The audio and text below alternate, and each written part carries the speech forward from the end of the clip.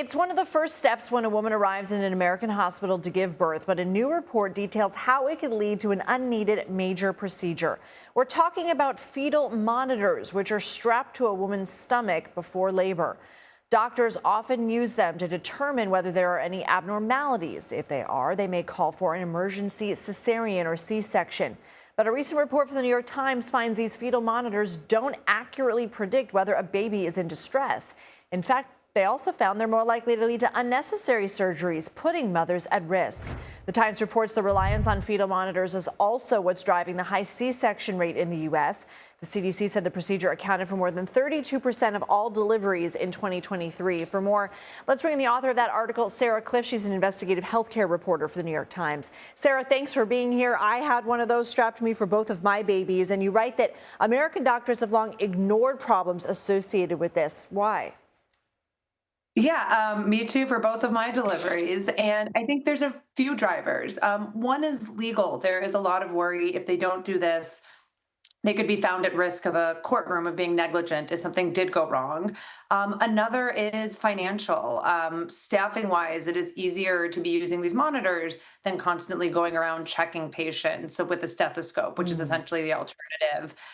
So there's just a lot of forces. This has been entrenched for decades, even though the research has not been there to support it, that really keep the fetal monitor in place, even though the best evidence we have suggests it's not actually improving outcomes. If anything, it's making outcomes worse with these unnecessary C-sections. What are the flaws with this? And you also spoke to a woman about some of the health issues she experienced after her doctor advised her to get a C-section. What did she tell you?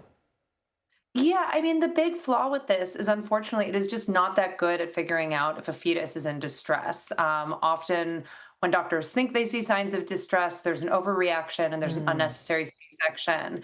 There's a patient in my story, San Quinny's Hanky Pinknerson, who had a C-section because of fetal distress. We can't know if it was needed or not, but what we do know is that on her next C-section, she had a really serious complication called placenta creta. Essentially, her new placenta grew into the old C-section scar.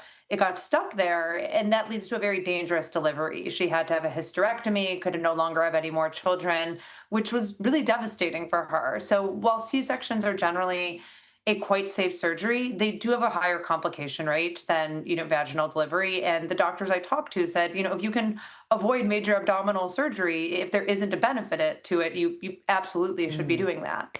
Is there anything being worked on right now to prevent this or to Yeah, there are improve the some. outcomes, I guess? Mhm.